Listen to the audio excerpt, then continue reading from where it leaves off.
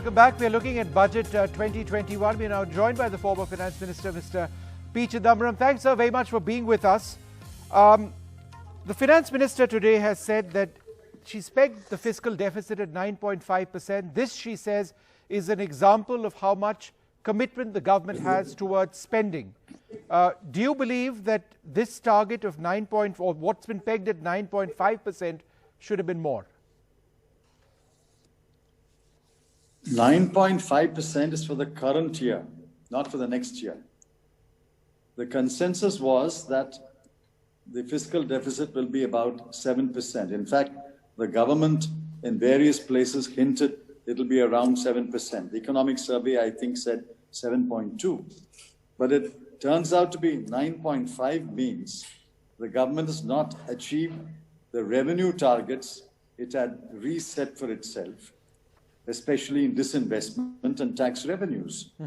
Therefore, that's not a mark of distinction. It's a mark of failure to manage the finances. Mr. Chidambaram, 9.5 has got several implications, domestically and internationally. I think the government should sit back and reflect on the fact that the world knows that our fiscal deficit has been 9.5% the current year. Sir, the health budget is something the Finance Minister spoke about extensively. That, she says, has been increased by 137%. There is also the PM Atmanirbhar Swasthya Bharat Yojana, which has been launched, also a Mission Poshan 2.0, which has been launched. This number of 137%, sir, how do you look at it? And this includes 35,000 crores for COVID vaccination. See, this is a conjurer's trick, as I anticipate. I have already explained that this jump from 94,000 odd crore in the current year to 223,000 crore in the next year is by adding the cost of vaccination and by adding the Finance Commission grants and by adding the allocation for the Department of Water and Sanitation. Why is that a separate department if it's under Health and Family Welfare? We are talking about the allocation to the Ministry of Health and Family Welfare and for building health infrastructure. You can't add water and sanitation and Finance Commission grants and boost your number. If you take out all these numbers, the increase is only modest. And then go back to page 10 of the budget at a glance. If you go back to page 10 at the budget at a glance, you get very different numbers. You get very different numbers at page 10. Okay. Therefore, it is a mystery what the real numbers are. In fact, by not printing the budget documents, they have handicapped the members of parliament who have to eventually pass the budget. Just go to page 10 of the budget at a glance and look at the health.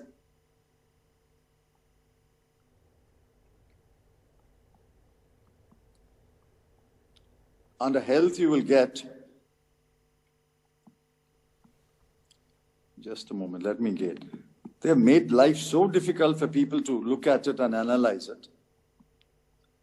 Under health, you get, for example, in the current year, the revised estimate is 82,445.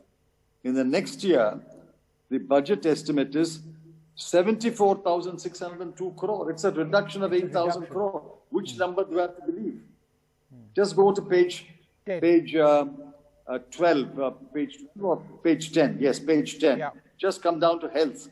You get the two numbers. All right. So you're saying that there is, in effect, a reduction in terms of the outlay, right? That's what you're saying. That's what the numbers say. That's what the numbers say. All right, fair enough. That's what the numbers say. Okay. Yes. Now, Mrs. Sitharaman has also said that capital expenditure will be increased to 5.54 lakh crores. That's around 34% higher than last year. That's true. But look at the total expenditure. The total expenditure goes up from 34,50,000 crore to 34,83,000 crore, an increase of only 33,000 crore.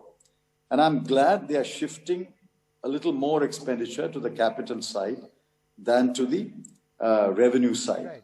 But we are not that is the quality of the expenditure. But we are anxious about the amount of expenditure to make up for sluggish private investment and sluggish private consumption. So it's the total expenditure which is equally critical in this year when we are in a recession. But total expenditure is flat. If total expenditure is flat, what is going to pick up the slack in private investment and private consumption? There are four engines of growth. Private investment and private consumption are sluggish. Somebody has to pick up the slack. The government expenditure is not picking up the slack. I hope I'm making my point. No, you are. But I just want to go back to what you mentioned about capital expenses. One part of the budget is the defense budget. Typically, we've had a problem over there because our revenue expenses have been so large, our expenses towards pensions and salaries, that there's nothing at the end of the day left for capital expenses. As I understand it, on this occasion, there is in fact a sizable gain as far as capital budgets are concerned, while protecting salaries and pensions. Would you welcome that? You see, the cruel blow has been dealt to the defense sector. Go back to again page 10. The defense, current year revised estimate is 3,43,000 crore. Next year, it is 3,47,000 crore, less than 4,000 crore. You increase the defense expenditure only by 4,000 crore? No, but is that the overall defense expenditure that you're looking at? Because within that, there are variables. For example, the amount on pensions, as I understand it, has gone down, right? Because they were old dues, and therefore that amount has been adjusted towards capital expense. I mean, that's my impression, yeah. I know that the expenditure secretary explained that more is being given to capital expenditure, but that has to be seen at the end of the year. What is your revenue expenditure? What is your pension payments? What are your salary payments? We have to see it by the end of the year. You see, today, these are allocations. I can only look at the total allocation. The actual breakup of the allocation into revenue expenditure, pensions, and capital expenditure has to be seen by the end of the year. Okay. Okay, fair enough.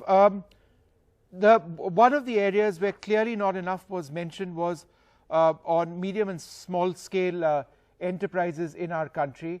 A passing mention almost, considering how important they were. What are your biggest concerns as far as trying to ensure that they survive through the post-COVID mess? Many of them. She dismissed MSMEs in one sentence. Yes, exactly. She said 15,700 crore. And my comment is, it is like giving a fistful of oats to a hungry elephant. MSMEs account for about 80-85% of all employment. MSMEs employ the semi-skilled, the unskilled, the people who have dropped out of school, people who have not completed school education. Those are the people employed in MSMEs. And many of the MSMEs have closed down. It's when a census is taken, and I hope the census will happen this year, you will know how many MSMEs have closed down. Go to Tirupur, you do a simple visual tour of Tirupur, you will know how many MSMEs have been closed down. And we were expecting there will be a big package for MSMEs, but that is where the bulk of your employment is. If you're not concerned about people who've lost their jobs, people who are looking for jobs, people who want jobs, then what are you concerned about? You see, there are different sections of the people. A budget making is to address the most deserving, the neediest, the weakest at any given time. Right. In times of boom, you can devote your attention to some other sections. But in times of distress, and the distress has continued for 36 months, 24 months of a slowdown from 8% to 4%, and 4 months of a recession in 2020-21, 36 months of a slowdown has hurt the poor, the migrant labor, the farmers, the working class, the MSMEs, those who have lost their jobs and those who are looking for jobs. Mr. Chidambaram, So as I wrap this up, because I need to go to my other panelists, I just got a message from somebody who says, why is Mr. Chidambaram being so negative? Is there not anything in the budget which he thinks is a good move? It's a fair question. How would you respond? Yeah, of course, there will be good things in a budget. How do you say there are no good things in a budget? Your questions, I'm answering your questions. No. This is somebody else who's asking. So what would your answer be to this question? What is positive here? You tell that gentleman that Mr. Chidambaram was answering my questions. If you want a positive, yes, the 74% FDI in insurance is a positive. But the proposal to privatize 2 public sector banks is a negative. The proposal to privatize 1 of the 4 nationalized insurance companies is a negative. So there is a positive, there is a negative. Is there anything else which shows promise among the big programs, the big schemes? See, everything has a time and a context. In normal times, if we are growing at 6 or 7 or 8%, this budget will pass muster. But these are not normal times.